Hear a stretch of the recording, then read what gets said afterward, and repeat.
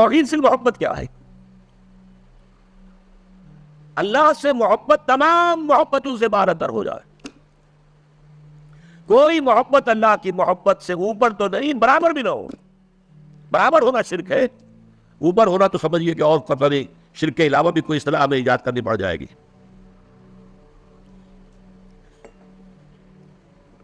سورہ بقرہ میں فرمایا وَمِنَ النَّاسِ مَن يَتَّخِذُ مِن دُونِ اللَّهِ أَندَادًا يُحِبُّونَهُمْ كَحُبِّ اللَّهِ وَالَّذِينَ آمَنُوا أَشَدُّ حُبًّا لِلَّهِ. لوگوں میں سے کچھ ایسے بھی ہیں جو اللہ کے سوا کچھ ہستیوں کو محبوب بنا لیتے ہیں، اللہ کا مد مقابل بنا کر ان سے وہ محبت کرنے لگتے ہیں جو اللہ سے کرنی چاہیے تھی. وَالَّذِينَ آمَنُوا أَشَدُّ حُبًّا لِلَّهِ، اور جو واقعتاً اہل ایمان ہے وہ شدید ترین محبت کرتے ہیں اللہ کے ساتھ.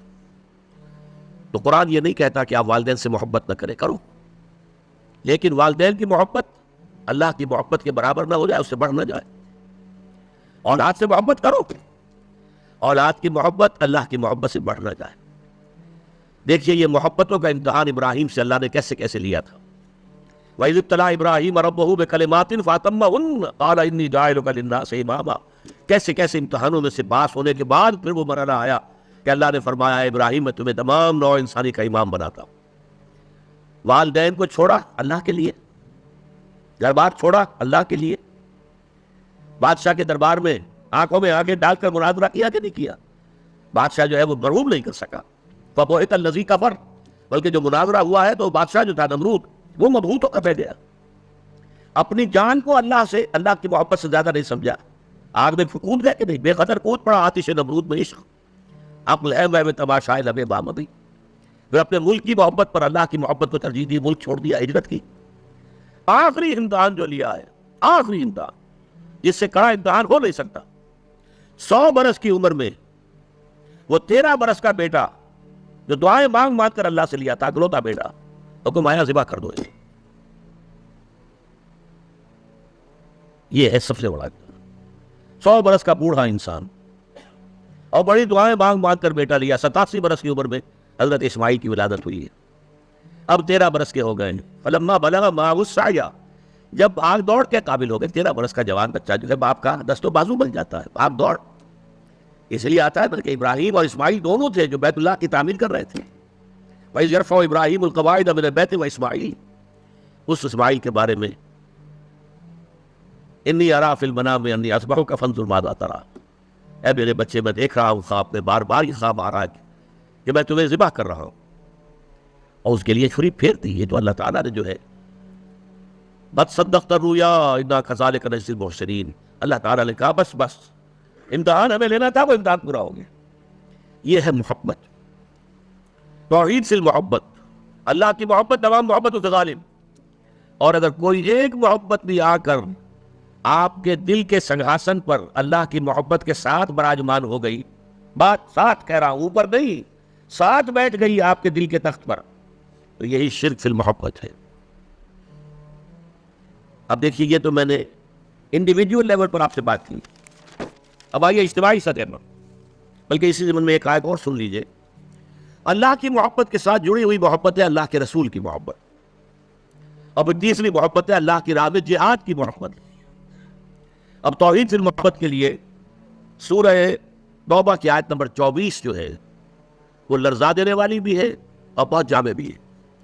قل ان کان آباؤکم و ابناؤکم و اخوانکم و ازواجکم و عشیرتکم و اموال اقترفتموها و تجارت تخشون کسادها و مساکن ترضونها احب الیکم من اللہ و رسولہ و جہاد فی سبیلہ فتربصوا حتی یاتی اللہ بامرہ واللہ لا یہدی القوم الفاسقین. اے نبی سے کہہ دیجئے لوگوں دیکھو، اگر تمہیں اپنے باپ، اپنے بیٹے، اپنے بھائی، اپنی زوج، مرد کے لیے بیوی، بیوی کے لیے شوہر زوج ہے، اور اپنے رشتہ دار اور وہ مال جو تم نے بڑی محنت سے کما کر جمع کیے ہیں، اور وہ کاروبار جن کی کساد بازاری کا تمہیں ڈر رہتا ہے، اور وہ محل، وہ حویلیاں، وہ مکانات جو تم نے بنائے ہیں تمہیں بہت محبوب ہیں، اگر ان 8 چیزوں کی محبت زیادہ ہو گئی تمہارے دل میں اللہ کی محبت سے، اس کے رسول کی محبت سے اور اس کی راہ میں جہاد کی محبت سے، تو جاؤ دفع ہو جاؤ، انتظار کرو یہاں تک کہ اللہ اپنا فیصلہ سنا دے. اور اللہ ایسے ناہنجاروں کو ہدایت نہیں دیتا. 8 محبتیں ایک پردے میں ڈال لیجئے. باپ کی محبت، بیٹے کی محبت، بھائی کی محبت، بیوی کی محبت، رشتہ داروں کی محبت. 5 مال کی 3 شکلیں، جائیداد، کاروبار اور کوئی نقد. 3 یہ شکلیں. 3 جمع 5 8. اور 3 محبتیں دوسرے پلڑے میں ڈالی، اللہ کی محبت، رسول کی محبت اور جہاد کی محبت. اب اگر یہ پلڑا بھاری ہے 8 والا تو جاؤ دفعہ ہو جاؤ. تمہارا اللہ سے کیا سروکار. اللہ ایسے ناہنجاروں کو ہدایت نہیں دیتا. سب سے پہلے یہ طے کر لو کہ ان 3 محبتوں کا پلڑا نیچے ہونا چاہیے، بھاری ہونا چاہیے ان 8 کے مقابلے. یہ ہے توحید فی المحبت اور یہ ہے شرک فی المحبت. لیکن اب اس کو لائیے ذرا اونچے سطح میں. وہ جو میں نے کہا انسانی معاشرہ، ریاست، اس ریاست کے لیے، معاشرے کے لیے بھی کوئی ایسی شے موجود ہونی چاہیے کہ جو اس میں رہنے والے یا اس میں شامل سب لوگوں کی محبوب شے بن جائے. یہ کامن محبت انہیں جوڑے گی، ان کے اندر اتحاد پیدا کرے گی. مثلا وطن کی محبت، وطن کی جے جے ہند، وطن کی عظمت کے گن گاؤ. قوم کی محبت، وطن پرستی، قوم پرستی، کوئی نظریہ پرستی. یہ بہت سی پرستشیں ہیں جن سے کہ لوگ پھر جڑے رہتے ہیں. نسل پرستی، لسان پرستی، زبان پرستی.